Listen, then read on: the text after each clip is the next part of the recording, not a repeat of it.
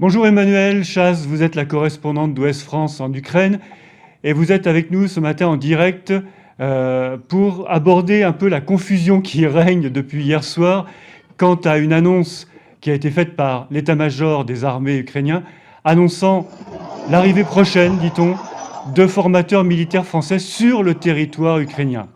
Une annonce qui a été accueillie avec prudence par le ministère français des armées, puis qui a donné lieu à une sorte de rétro-pédalage ukrainien. Alors, où en est-on ce matin sur cette annonce qui a un peu surpris effectivement la France et ses alliés?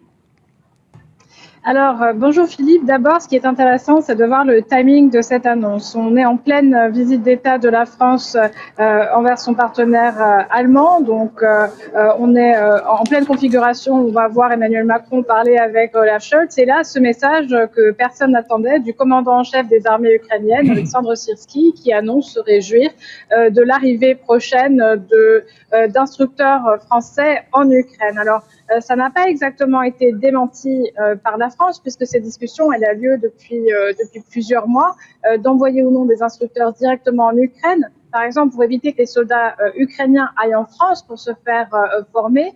Donc cette annonce, c'est vrai qu'on y pensait, on l'attendait pas forcément maintenant. Et effectivement, c'est le ministère des Armées ukrainien qui, quelques heures après cette annonce de Syrski, a un peu modéré ses propos en disant que les discussions étaient en cours avec la France comme avec d'autres alliés pour l'envoi d'instructeurs. En tout cas, cette nouvelle elle a fait beaucoup parler ici.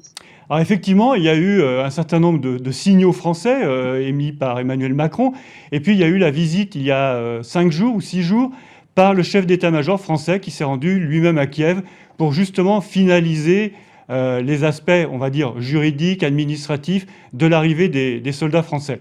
Alors des soldats qui, bien sûr, ne sont pas là pour combattre, mais bien pour former les Ukrainiens. Alors quels sont les besoins ukrainiens en matière de formation?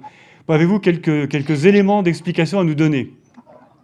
Alors déjà, après cette annonce, il y a eu beaucoup de réactions du côté ukrainien et je vais vous en donner une qui est assez parlante, c'est que la plupart des Ukrainiens à qui j'ai pu parler de cette annonce m'ont dit qu'est-ce que les soldats français vont pouvoir apprendre sur le terrain aux soldats ukrainiens qui connaissent l'agresseur russe, qui le pratiquent depuis plusieurs années. Donc c'était reçu avec pas mal d'ironie. Simplement, il faut se rappeler que les technologies utilisées par l'armée française qui font partie des paquets d'aide accordés à l'Ukraine, eh bien, elles viennent avec un savoir-faire. Donc, ce savoir-faire, s'il est apporté en Ukraine, c'est important que les soldats ukrainiens aient une formation adéquate pour cela. Et ensuite, stratégiquement, même si ces instructeurs ne vont pas partir forcément dans l'est du pays, ne vont pas être sur le point zéro de la ligne de front et se battre au même titre que les Ukrainiens, stratégiquement, c'est important que ça peut être significatif que des troupes étrangères viennent s'établir en Ukraine, puisque ça va permettre de soulager certaines brigades qui, au lieu d'être sur d'autres bases, peut-être plus à l'arrière du pays, vont pouvoir se rapprocher du front que, effectivement, les troupes ukrainiennes connaissent mieux que personne. Cette prudence française qui a été exprimée hier après-midi par le ministère français des Armées, est-ce qu'elle ne va pas donner de l'eau au moulin des Ukrainiens qui estiment que leurs alliés ont un peu les pieds froids et qu'ils reculent à leur donner le feu vert pour utiliser certains types d'armements ou hésitent encore à justement venir s'impliquer fermement, volontairement, définitivement sur le territoire ukrainien?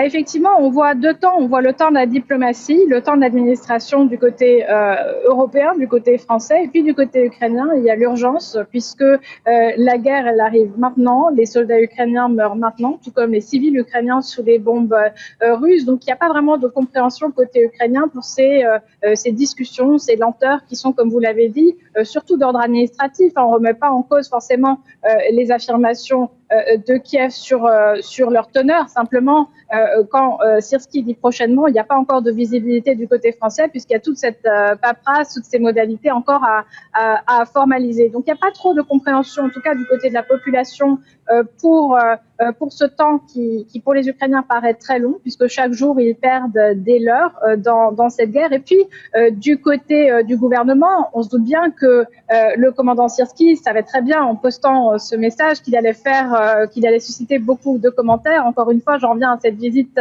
d'État d'Emmanuel Macron en Allemagne. Peut-être que ça a aussi été fait à dessein pour remettre cette discussion sur la table, puisqu'on sait que le chancelier allemand est beaucoup plus frileux que la France, que Paris, pour envoyer des soldats allemands en Ukraine.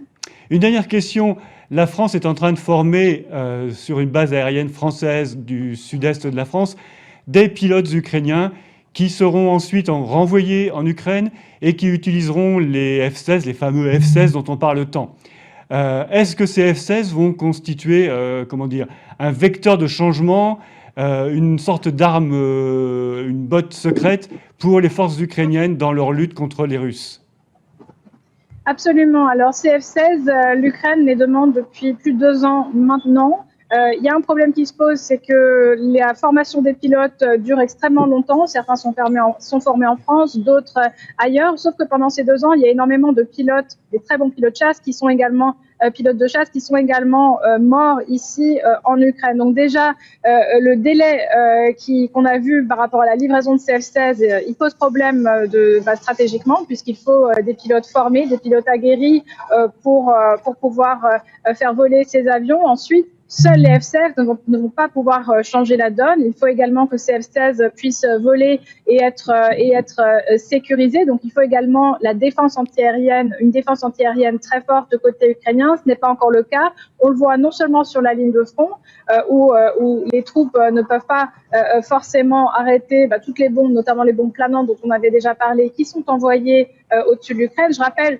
justement, on a eu ce chiffre hier que plus de 10 000 bombes planantes ont été envoyées sur l'Ukraine pour la seule année 2024. Et enfin, cette sécurité aérienne, on en parle d'autant plus que la ville de Kharkiv, dans le nord-est du pays, est de plus en plus la cible des Russes et que les Ukrainiens ne peuvent pas répliquer, puisque selon les alliés occidentaux de l'Ukraine, l'équipement occidental ne peut pas être utilisé pour des frappes en Russie, sauf que la Russie, elle frappe directement en Kharkiv, à 30 km de la frontière, depuis son territoire propre. Donc, l'Ukraine est empêchée de répliquer à ce niveau-là tant qu'elle n'a pas l'aval occidental. Merci Emmanuel, vous étiez en direct avec nous, Ouest France. Vous étiez sur la place Sainte-Sophie, dans Kiev, une ville où il pleut aussi. Courage et à très bientôt. Merci, bonne journée à tous. Merci.